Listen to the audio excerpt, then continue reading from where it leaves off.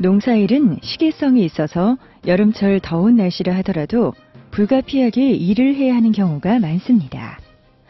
이에 따라 농업인들이 열사병 등에 노출될 수 있어 여름철 안전사고에 대한 우려가 커지고 있습니다. 지금부터 폭염 피해를 미리 예방하고 안전하게 농사일을 하는 방법을 알아보겠습니다. 하루 최고 기온이 33도씨 이상인 상태가 이틀 이상 계속될 경우 폭염주의보가 발령되게 됩니다. 그리고 35도씨 이상인 상태로 이틀 이상이 계속되면 폭염경보가 발령되게 됩니다. 이렇게 무더운 날씨에 무리하게 농작업을 진행할 경우 폭염 피해가 발생할 수 있는데요. 작업 환경 개선을 통해서 이러한 피해를 미리 막을 수 있습니다. 지금부터 작업 환경 개선을 통한 폭염 피해 방지 대책에 대해서 알아보도록 하겠습니다.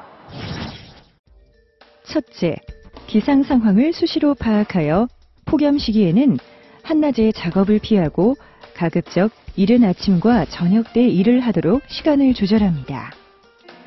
특히 노약자는 체온 조절 능력이 떨어지기 때문에 더욱 폭염 피해에 주의해야 합니다. 둘째, 농작업 시 챙이 큰 모자와 땀 흡수가 잘 되는 수건이나 수면에 긴 소매 옷을 입고 자외선 차단제를 발라 피부를 보호해야 합니다.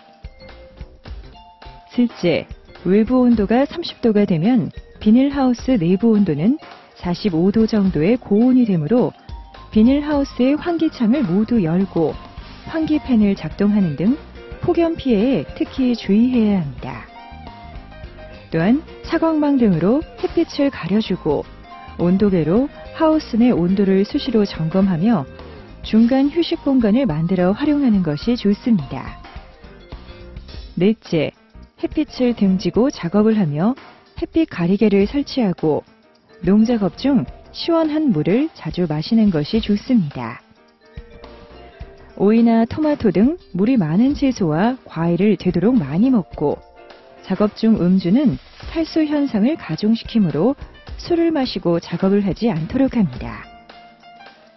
다섯째, 더위를 피하기 위한 냉각젤이나 얼음이 들어있는 냉각조끼는 열중증 예방에 효과적입니다. 그러나 심장에 무리가 갈 수 있으므로 착용할 때 항상 주의해야 합니다. 여섯째, 휴식할 때는 누워서 다리 올리기 등 가벼운 운동을 하고 휴식을 취한 다음에는 바로 더운 작업장으로 가지 말고 잠시 기다리면서 외부 열에 적응한 후 작업을 시작합니다.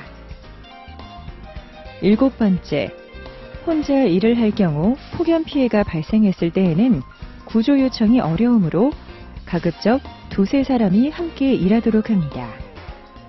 그러나 이처럼 작업 환경을 개선하였음에도 불구하고 열실신, 열경련, 열피로, 열사병 등의 열중증 피해가 발생할 수 있습니다. 지금부터 열중증 증상과 대책을 알아보겠습니다.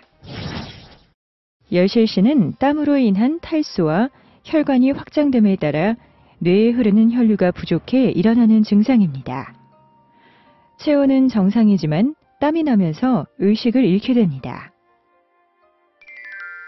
열경련은 높은 온도에서 힘든 일을 할 때 너무 많은 땀을 흘려 전해질 불균형으로 생기는 증상입니다.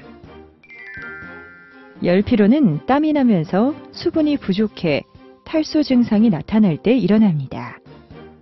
체온도 정상이고 땀도 정상적이지만 토할 것 같은 느낌과 어지러움, 두통, 경련, 식욕 부진, 현기증 등이 생깁니다. 열사병은 체온이 일정 수준 이상을 넘었을 때 일어나며 심하면 환자가 의식을 잃는 경우가 많습니다.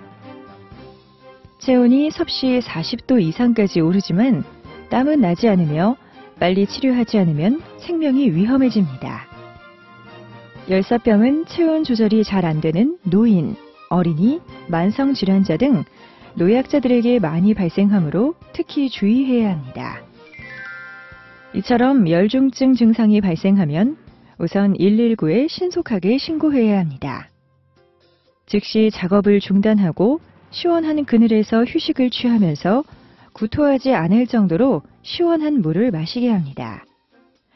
그리고 옷을 느슨하게 풀어주며 가급적 시원한 물을 뿌려 뜨거운 체온을 식히면서 구조를 기다립니다.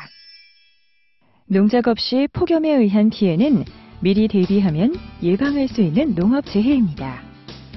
작업 환경 개선 등 사전 준비를 잘해서 피해를 최소화해야겠습니다.